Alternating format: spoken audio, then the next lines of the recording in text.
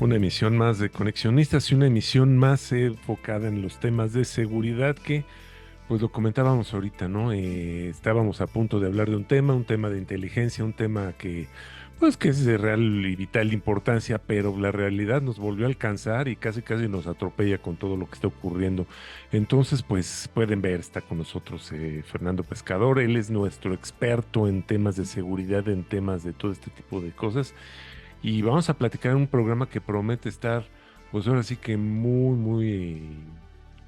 pues, controvertido, Complejo, ¿no? sí. Complejo, no sé qué vaya a pasar. Edgar, ¿Qué tal, amigas, amigos de Conexionistas? Gracias por conectar de nuevo con nosotros. Y bueno, empecemos de lleno, Fernando, aprovechando tu experiencia y por supuesto agradeciéndote que estés de nuevo aquí. Eh, Empecemos ahora sí que por cronológicamente, ¿no? Hay una pieza clave de la inteligencia en México que es asesinado quizás de la manera. Cuando uno ve los videos que circularon, uno no se imagina cómo este tipo de cosas ocurren con alguien con una posición tan compleja, en un lugar tan común, no lo sé, tan cotidiano, ¿no? Y bueno, quisiéramos entender, Fernando, más allá de los hechos, las repercusiones que esto tiene y después, bueno, pues pasar al tema que parece ser que convoca hoy toda la opinocracia. Pero bueno, vayamos por partes, Fernando. Muchas gracias. ¿Qué es lo que estás viendo tú de estos fenómenos? Claro que sí, gracias Edgar, gracias Armando, como siempre un gusto estar en Conexionistas. Pues sí, vamos a iniciar, si ustedes lo permiten, con un primer tema que va a ser la infiltración criminal en las instituciones de seguridad Ok. y pasaremos a pues la coyuntura que pues la entrega, eh, llamémosle así, de Ismael El Mayo Zambada y del hijo del Chapo Guzmán, Joaquín Guzmán López, a las autoridades norteamericanas. Pero entonces, justo nada más antes de entrar al tema del coordinador general de la Unidad de Estrategia Táctica y Operaciones Especiales de la Secretaría de Seguridad Pública de la Ciudad de México, Milton Morales Figueroa, un antecedente previo, unos días antes, en Chihuahua, fue liberado del Cerezo Aquiles Cerdán, que está cerca de la capital de Chihuahua, en la ciudad de Chihuahua. Un operador del cártel del Sinaloa había estado preso durante 6 años por una serie de cuestiones, obviamente, de crímenes de alto impacto. Ujú. Manuel Villicaña Pacheco, llamado así conocido como el Largo Paul, este individuo sale, es liberado y a las afueras es pues recibido por un comando armado que lo ultima a él y a sus acompañantes. Y entre los heridos hay un policía municipal de Chihuahua, de la Policía Municipal de la Ciudad de Chihuahua, esperándolo vestido de civil, pero con el arma de cargo y supuestamente activo. Entonces, pues evidentemente, ¿qué estaba haciendo esa persona ahí esperando a un criminal pues, un operador de cierto rango, ¿no? En el esquema del narcotráfico en un estado conflictivo como Chihuahua. Y a la semana, pues el director de la Policía Municipal, Julio César Salas González, de hecho, le pidió a la Sedena que hiciera pues una revisión de todo el arsenal de la Policía Municipal de Chihuahua, pues a raíz de esto, porque pues nadie pudo explicar qué estaba haciendo este individuo en activo, no pero pues con otras funciones que evidentemente surge la sospecha de, pues, para quién trabajaba en sus tiempos libres esta persona. Y eso nos lleva entonces al caso de Milton Morales Figueroa, su asesinato unos días después, el día 22, pues en efecto, en el municipio de Coacalco, en donde al parecer estaba de visita o vivía ahí, no está claro. Baja de su vehículo un fin de semana, estaba pues franco, como se dice, y es asesinado por la espalda. Entonces uno dice, bueno, pues como una persona que lleva eh, pues temas que van desde la investigación del atentado al periodista Ciro Gómez Leiva hasta cuestiones de narcomenudeo en la Ciudad de México, en donde en los últimos meses ha habido pues una serie de golpes fuertes, sobre todo en la alcaldía Venustiano Carranza, en donde pues ha habido golpes de 100 kilos de cocaína, en fin, ha habido muchas detenciones de narcomenudistas. No está claro ahí si realmente se estaba, digamos, cargándole la mano a un grupo que sería la Unión Tepito, o a los contrarios, la Antiunión que se denomina. Al parecer, pues está como muy parejo el asunto, pero pues esta persona venía dando resultados en un tema pues muy delicado. Milton Morales, se dice que está muy cercano a Omar García Harfuch, inminente, próximo secretario de Seguridad Pública Federal. Entonces, pues esto también, pues es un golpe más allá de lo que es la Ciudad de México, ¿no? En donde incluso la fiscalía local abrió ya una investigación, precisamente porque pues el dato de cómo se movía este Milton Morales pues no era abierto. Evidentemente, pues se trata de información pues reservada, delicada, y que bueno, se filtró evidentemente pues a alguien. Hoy en la mañana nos despertamos con la noticia que la Fiscalía Mexiquense hizo 2 detenciones, al parecer vinculados, pero bueno, eso apenas ahorita no sabemos pues en qué medida, solo que estos sospechosos fueron recluidos en Chiconautla y en Ecatepec. Y pues así es como está el asunto.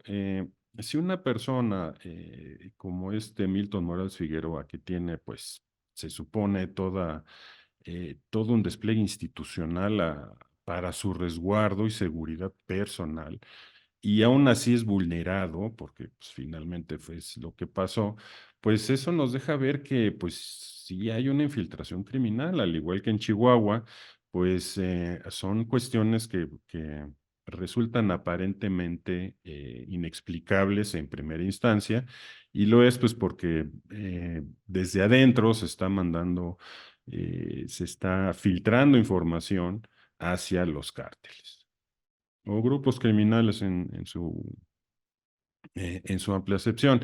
Y si quieren, pues pasamos inmediatamente con esta detención de alto nivel, porque pues Sí, en donde, si me permiten, vamos a obviar todas las narrativas al revés, al derecho y al revés, porque resulta que pues la facción de Ismael El Bayo Zambada había estado pues lidiando, peleando con la facción de los Chapitos, ambas facciones del cártel Sinaloa, en territorio de Sinaloa, de Sonora, perdón, con algunos eventos en Sinaloa y la frontera con Baja California.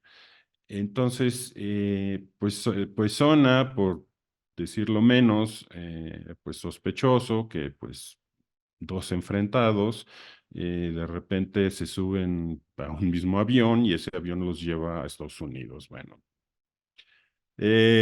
por ahí no va el asunto.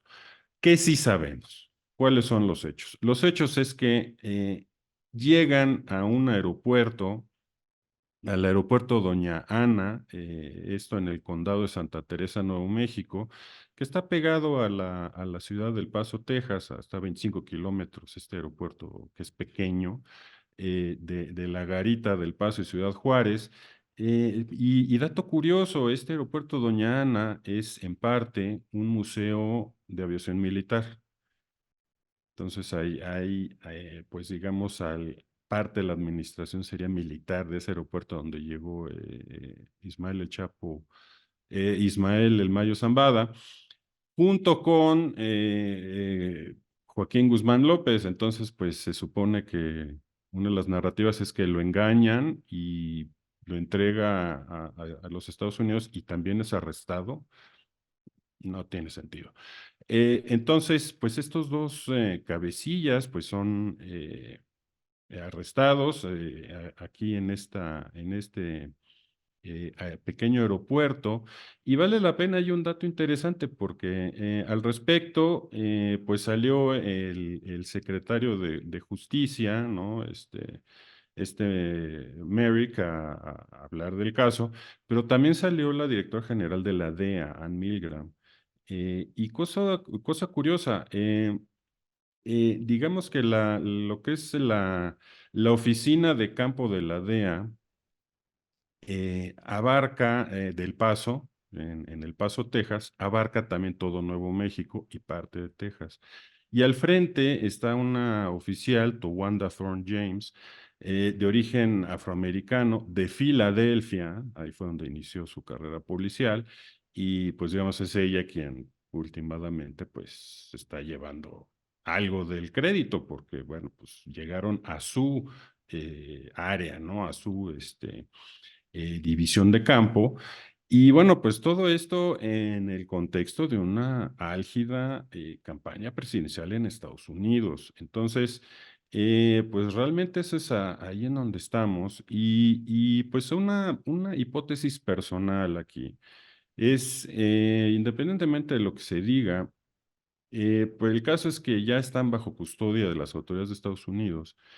Entonces, si el día de mañana el gobierno de Estados Unidos, bajo cualquiera de los dos candidatos, el republicano Donald Trump o la demócrata Kamala Harris, eh, es lo más seguro que van a declarar organizaciones terroristas a los cárteles mexicanos. ¿Por qué? Porque para 8 de cada 10 votantes norteamericanos, el tema del fentanilo es de entre muy importante y algo importante.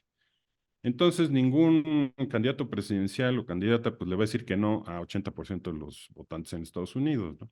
De acuerdo. Y eso, bueno, pues abre también un panorama distinto para el gobierno de México, porque el trato, lo hemos platicado en diversos programas, no es el mismo para un cártel de la droga como organización criminal a un cártel de la droga como organización terrorista.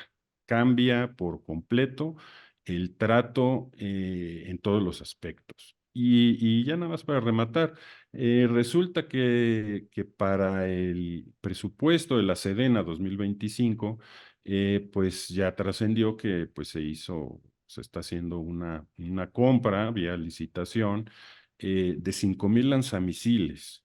Entonces, Mm. pues 5,000 lanzamisiles, pues como, ¿por qué?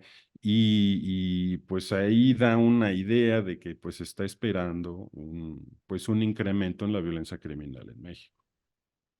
Vaya. Aquí, algo que me llamó mucho la atención, sobre todo cuando vi la nota, pues en redes sociales, ¿no? Yo me informo mucho en redes sociales. Eh, lo que llamó la atención es que al día siguiente, esa misma mañana, fue que salió la Rosa Isela a decir pues, que ellos no estaban enterados.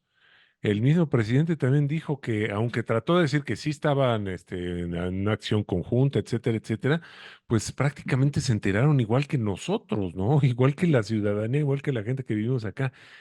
¿Qué lectura le das a eso, Fernando? Porque a mí se me hace algo escandaloso el hecho de que el presidente se haya tenido que enterar cuando le bien los gringos decidieron decirle, ¿no? ¿Cómo lees eso? Gracias, Armando. Pues es la pregunta que todos tenemos, todos nos hacemos. Y pues igual es opinión personal mía de Fernando Pescador, Ujú. es estos dos personajes se rindieron a las autoridades de Estados Unidos. Yo coincido con eso. Porque todas las demás narrativas, francamente, un escritor desempleado de Hollywood habría hecho un mejor trabajo que los galimatías que nos están dando, Sí. equivocándose de la identidad de un piloto y que si no era ese piloto, no era ese avión, o sea, no se tenía idea. Eh, pues es que no pasó por ahí entonces, simplemente que yo creo en algún momento, pues los narcotraficantes mexicanos de cierto nivel, pues ya gozan de cierta información. Y el hecho de, pues este movimiento de calificar a los cárteles de la droga como organizaciones terroristas, tiene impacto no nada más a ellos, sino también a las familias. Tampoco es igual el trato ser familiar de un narcotraficante a ser familiar de un terrorista. Ujú. Incluso historias hay suficientes en torno a Guantánamo. Sí. Entonces, yo creo que la decisión fue consciente. dijeron, ahí nos vemos. Se armó una pésima narrativa alrededor y por eso es que nadie supo en México, porque no fue vía las autoridades y no fue de ahí vamos a avisarles, no, pues ¿saben qué? Hasta aquí cerramos la cortina y ¿por qué? Porque ahorita que todavía son organizaciones criminales, cabría la posibilidad de que se conviertan en testigos protegidos y ya el trato es otro, ¿no? No Claro. es el de Guantánamo. Posteriormente, pues ya es otro el asunto. Entonces, pues es lo que yo estoy viendo en este momento. Oye, y el tema del hijo del Chapo, el que estaba ya preso en Estados Unidos, que en esa misma semana se salió del registro, ¿no? ¿Cómo está eso? Yo lo veo como que cambió ahí su estatus, ¿no? Pero ya están afirmando incluso que lo soltaron, ¿no? ¿Cómo está ese tema, eh? Claro que sí, Armando. Fíjate que hay un tema ahí, porque lo mismo está pasando para enterar a a nuestra audiencia. Sí. El registro de prisiones federales en Estados Unidos, pues tiene un registro de reos, prisioneros y bueno, su estatus, ¿no? Entonces ahí puedes ir viendo dónde están. Ujú. Ya desde hace unos 15 días pasó con el caso de Osiel Cárdenas, uno de los iniciadores, de los líderes del Cártel del Golfo, donde también se dijo que ya no estaba en el sistema del Federal Prisons Bureau. Y lo mismo está pasando con este otro hijo del Chapo, con Archibaldo, el que fue entregado hace como un año y cacho a las autoridades de Sí. Estados Unidos. Entonces ahí no está claro. Ahí incluso pudiera ser que, digo, no soy experto en sistemas de Estados Unidos, pero pudiera ser que ya no estén en custodia federal y pudieran estar en custodia estatal. No lo sabemos porque el sistema en Estados Unidos es un poco distinto. De Ujú. hecho, lo que sí sabemos es que tanto el Mayo Zambada como Joaquín Guzmán López, el otro hijo del Chapo, pues de hecho fueron trasladados a Chicago porque allá es en donde, es una corte Chicago en donde se está viendo todo este tema. Entonces, si pueden pasar de un nivel federal a uno estatal y entonces pues salen de una base de datos y entran a otra, pues no está tan claro desde acá en México. Pero pues no necesariamente quiere decir que estén pues en la calle, ¿no? Ahora, o sea, caminando tranquilamente por la calle. Y habría que ver la otra posibilidad que es la de testigo protegido. Entonces, Ah, pues ok. si ya eres testigo protegido, bueno, pues ya no estaría, en teoría, no estarías en esa base de datos, estarías en otra. Pero bueno, no lo sabemos, la verdad. Pero, pues el punto es ese, que de repente, si hacemos un poquito de memoria de lo que ha pasado en estos últimos meses, incluso durante junio, uno de los sobrinos del Mayo Zambada, de apellido imperial, el Cheyo Antrax, pues fue ultimado en Sinaloa. Entonces, bueno, pues el jefe de seguridad del cártel. Entonces, bueno, pues cómo. Y a su vez, gente cercana a los Chapitos, también de seguridad muy cercano, también fue baleado en El Dorado, Sinaloa. Entonces, y todo esto al parecer, pues ha sido como que, pues parte ya de este contencioso entre facciones. Por eso es que esta hipótesis de que pues, uno traicionó al otro y se subió en un avión, pues no, no, o sea, más bien yo creo que es eso, pues uno ya, el cártel de Sinaloa ya no es lo que era. No sabemos ahorita si hay un espacio, seguramente hay un vacío de poder y eso pues se va a llenar pues a punta de violencia, eso sí podemos estar seguros. Entonces pues habrá que esperar en ese sentido. Oye, Fernando, yo siempre veo estas narrativas como en dos niveles. El nivel de la telenovela, y no con esto quiero denostar que la información que ocurra ahí no sea importante, pero me parece que lo digo así porque la conversación se queda en ese nivel, en la anécdota. Y de la anécdota circula o se basa alrededor de, pues, puros supuestos, de cuál fue la intención, de si ocurrió, y que creo que la mayoría de la opinión pública se queda ahí por dos razones principales. Primero, por la evidente falta de información y segundo, por precaución. ¿No? Porque hablar, digamos, de lo que se sabe, pues es como muy complejo y peligroso. Ahora, quiero montarme en la otra conversación, en la conversación de las repercusiones. Independientemente de si lo agarraron, si fue, se entregó, o sea, esto tiene repercusiones. Y quiero montarme también sobre el primer caso, el que hayan asesinado con esa facilidad y como tú lo pones como hipótesis, ¿no? Una infiltración. En ambos casos me deja el primer efecto sobre el que quiero reaccionar contigo y obtener tus comentarios. ¿Dónde queda la inteligencia? Porque en ambos casos, en el primero, como tú dices, infiltración, se ofreció la información de las rutinas, de lo que tú quieras.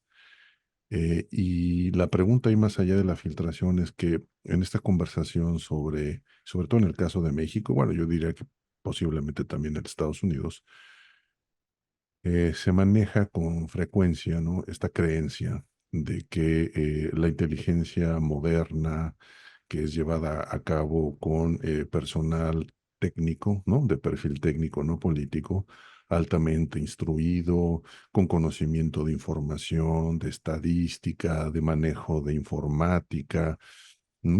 Casi casi nos los imaginamos con bromes de traje y entonces basta ver el perfil de la gente cercana que rodeaba a García Luna, por ejemplo, ¿no?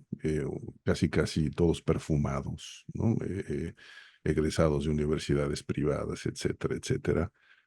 Se vendía eso como incorruptible, como infranqueable, ¿no? Es decir, el policía que hace inteligencia en la calle, el halcón, ese sí es corruptible. Los de la élite no. O sea, ellos no podemos pensar en que haya corrupción y yo creo que todo esto nos demuestra que esa hipótesis no se sostiene. Y entonces me parece que algo tendrá que pasar, ¿no? Es en este nuevo gobierno y con el nuevo secretario de Seguridad, que finalmente viene de ahí.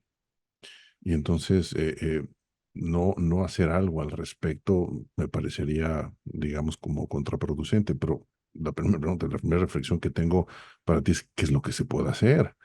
Porque tengo la impresión de que ante la capacidad ya no de armas de fuego del crimen organizado, sino la capacidad económica en México, pues blindar ese sector, no importa cuántas maestrías y doctorados puedas tener y no importa cuántos idiomas o a qué familias pertenezcas, me parece que no estás, digamos, exento de esa posibilidad. Entonces, yo no sé, Fernando, si eso realmente se pueda blindar y entonces esto necesariamente va a tener que ser siempre así. En algún momento va a haber un punto de quiebre. Y el segundo tema que me gustaría en términos de repercusiones abordar contigo sería justamente en esta relación México-Estados Unidos. No niego y es imposible negar el papel que tiene el gobierno de Estados Unidos y la sociedad americana en su eh, promoción y inclusive culturalmente, ¿no? Esta facilidad que hay por promover el consumo de drogas blandas como puede ser la marihuana como una parte del componente de la sociedad que es tolerable. Y de ahí nos vamos hacia arriba y señalar a México como el gran culpable de las desgracias de la sociedad norteamericana y las grandes muertes, me parece, pues, por supuesto, maniqueo políticamente atado a una agenda y además irreal. Es decir, no es solamente esa causa y no es, sino hay trabajo que hay que hacer por acá. Pero independientemente de eso, ¿no? ¿Cuál es el trabajo que tiene que hacer México? Porque la defensa, ¿no? En este tema de las relaciones son estos ataques de, bueno, es que tú no controlas tu mercado y es que, bueno, tú me mandas esto, pero finalmente y estoy totalmente de acuerdo contigo en cuando dices que esto no se va a ablandar, no hay manera que no importa quién gane la candidatura en Estados Unidos, no haya más dureza en esta agenda, pero a mí me parece que creo yo que el gobierno mexicano tendría que ser proactivo, porque si no, siempre va a ser un punto débil en cualquier tipo de negociaciones y más si una de las hipótesis sobre estas repercusiones tiene que ver con toda la información a la que ya tendría acceso o las hipótesis que ya podría confirmar el gobierno de Estados Unidos pues para usarlas políticamente a su favor en términos de una relación desde lo comercial hasta derechos humanos, de lo que tú quieras, no solamente con México, porque estamos pensando que esta organización tiene una presencia global. Entonces, los datos que están o que se pondrían en la mesa con respecto a la información que saben estos personajes, no nada más se refiere a la compra de voluntades, ¿no? Y mercados y lo que podemos suponer que ocurre en México, sino en todos los lugares donde tienen presencia. Entonces, primer tema es dónde queda ahí la inteligencia en el caso de México, si se puede brindar. Y segundo, más allá de la nominación de los cárteles como terroristas, ¿observas tú algún otro impacto? Claro que sí, Edgar. Bueno, pues bastante que desempacar ahí de esa bolsa que presentas. En primer lugar, la cuestión de la infiltración. Bueno, ya desde su texto de campaña, 100 pasos para la transformación de la presidenta electa Claudia Sheinbaum, pues la parte de seguridad hace énfasis precisamente en inteligencia e investigación. Y parte de eso tiene o va a tener que transitar por los controles de confianza, Ok. que tiene tiempo que ya existen, que ahí están, pero pues que estamos viendo que o se ha bajado la guardia o que no es suficiente pues para esta cuestión, porque insistimos sobre todo en el caso de Milton Morales Figueroa, pues no cualquiera iba a tener acceso a su fin de semana, dónde andaba, qué vehículos utilizaba, eso porque incluso se sabe que lo iban siguiendo, entonces ese tipo de información solo pudo venir de adentro, Ujú. entonces forzosamente se van a tener que revisar, sobre todo en la policía de la Ciudad de México, ¿no? Y que no sería la única, como estamos viendo el caso de Chihuahua que mencioné. Entonces, uno es los controles de confianza, se ha descuidado un tanto esa parte por el proceso de militarización de Guardia Nacional y demás. Ok. Y yo creo que Omar García Harfuch va a tener un gran incentivo en ver esta parte, retomar esta parte, ¿no? Los controles de confianza y quién está a cargo de qué información. Y no solo quién, digamos, la cabeza, alrededor, porque pues no nada más luego son las áreas específicas, ¿no? Hay áreas de recursos humanos, hay áreas, otro tipo de áreas Ah, que no necesariamente pensarías tú que son estratégicas o susceptibles, pero que quizás desde ahí se pueda filtrar información. No lo ujú. sabemos, pero bueno, es algo que se tiene que trabajar en la próxima administración que inicia el 1 de octubre. En cuanto a lo segundo, bueno, pues, ¿qué va a pasar con estos personajes? ¿Qué información traen? Bueno, pues ya, sobre todo en el caso del Mayo, pues, ¿qué no lleva, no? También aquí un asunto, pues, con 270,000 muertos por fentanilo en los últimos años en Estados Unidos, pues el tema también, pues, es grande y es de alcance global porque, bueno, gracias digamos, a pues ese gasto masivo en drogas, pues habilita que organizaciones como el Cártel de Sinaloa, Jalisco Nueva Generación, tengan alcance global.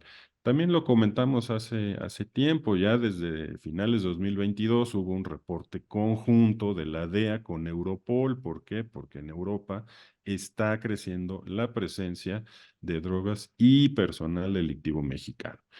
Entonces, bueno, pues no es cualquier cosa. Y eso nos lleva precisamente a esta parte de eh, eh, pues qué efectos pudiera tener en cuanto a ser denominadas como organizaciones terroristas. Y bueno, pues el punto ahí es ese, que a final de cuentas, mucho el problema del narcotráfico, pues es que las ganancias, que son multimillonarias y lo hemos platicado, eh, pues es digamos, pues es un flujo de recursos financieros de alcance global y que pues su blanqueado a su vez tiene pues unas implicaciones importantes porque no puedes estar, o sea, sería iluso pensar que todas estas ganancias multimillonarias, no solo de los cárteles mexicanos, también colombianos y demás, y otras organizaciones criminales, pues simplemente todo es en efectivo, pues no todo. Entonces, mucho de ese recurso entra precisamente a los sistemas financieros Ya, del mundo. Entonces, pues ese también sería uno de los desafíos para la nueva administración norteamericana, en donde, dato curioso, Kamala Harris como senadora fue miembro del House Intelligence Committee, del Comité de Inteligencia del Senado de Estados Unidos, que no es poca cosa. Ahí sí se cuestiona a puerta cerrada en muchas ocasiones, pero sí se cuestiona al director de la DEA, de la CIA, de la NSA. Entonces, Kamala Harris, por el simple hecho de haber estado ahí, pues también trae un conocimiento importante estoy informado. que no debe de ser, digamos, pues escatimado, hecho menos. La señora ha estado en donde saben Ok. y ha escuchado. ¿Sí? Pues bueno, Fernando, todavía, bueno, es como ya parece un lugar común, ¿no? Que digamos que falta mucho y que hay que seguirlo, pero no hay otra opción mientras esto se desarrolle.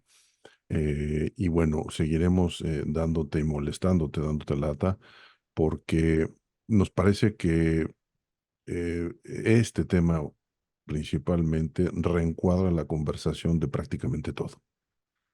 Entonces, la economía puede ir bien, puede ir mal, pero este elemento tiene esa capacidad no solamente transversal, sino transgresora de impactar y modificar agendas, creo yo, como ningún otro. Entonces, gracias por estar acá, por compartirnos tu experiencia y lo que observas.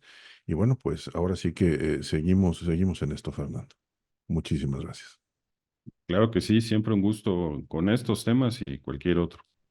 Muchas gracias, Fernando. Vamos a estar muy pendientes porque pues esto no ha acabado aquí, ¿no? Yo creo que vamos a empezar a ver una serie de cosas muy interesantes en términos de seguridad.